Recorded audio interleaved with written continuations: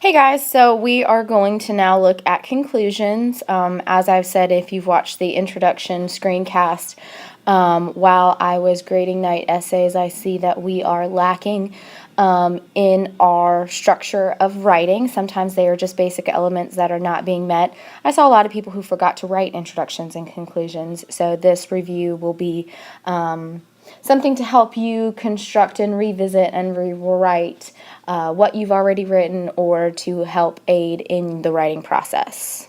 And as you can see, my handwriting hasn't gotten any better. Now, you're probably asking yourself why we're looking at an introductory paragraph when we are writing a concluding paragraph. Well, some people I wrote in their essays is really you're going to go backwards in a concluding paragraph.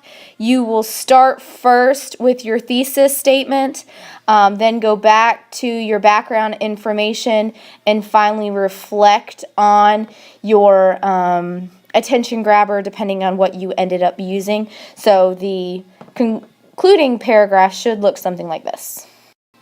As you can see, I found a different way to edit text and change that so it looks a little bit neater.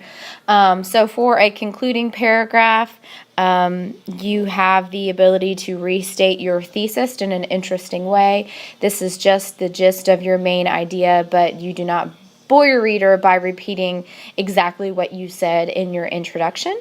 Then you restate your topic and the background information. You do not include any new information in a conclusion. If you do, take a look at what you've written and maybe include that as part of an introduction.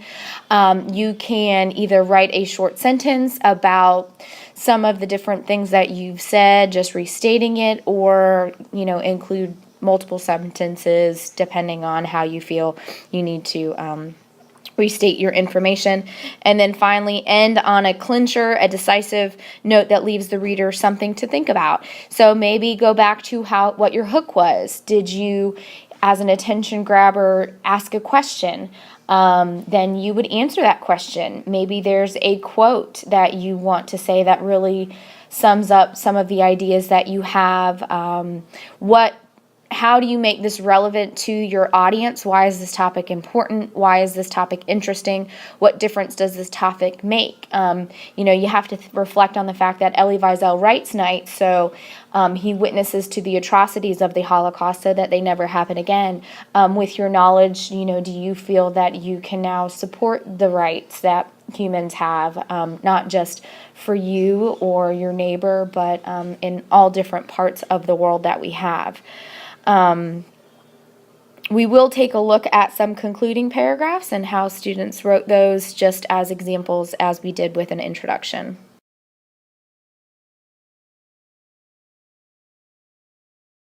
Our first student example, they have gone back and restated their thesis.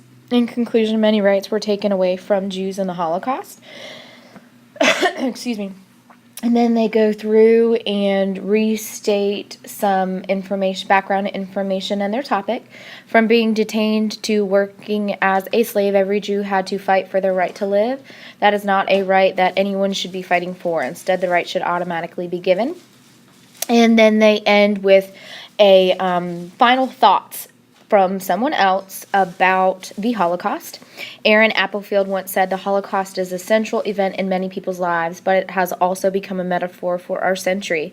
There cannot be an end to speaking and writing about it. Besides, in Israel, everyone carries a biography deep inside of him."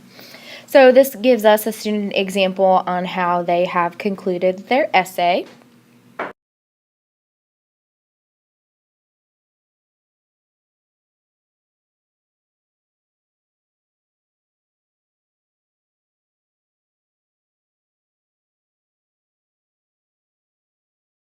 Our second student example has done theirs a little bit differently. Their thesis, the restating of the thesis is at the end. This is evidence that Jews were dehumanized by in the Holocaust. And then their background information, the UDHR laws are to assure people of all religions, ethnic groups, and cultures that they have the right to be treated equally. The Holocaust is considered such a crime against humanity because certain people were treated in terrible ways and killed because of who they were. And then finally, they have a call to action. All humans need to be familiar with the UDHR, so they are not treated differently, and so they know are not to treat anyone any different.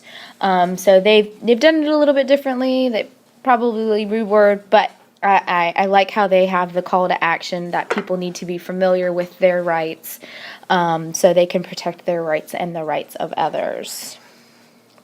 If you have any questions, please don't hesitate to email me at hwickam@paulding.k12.ga.us.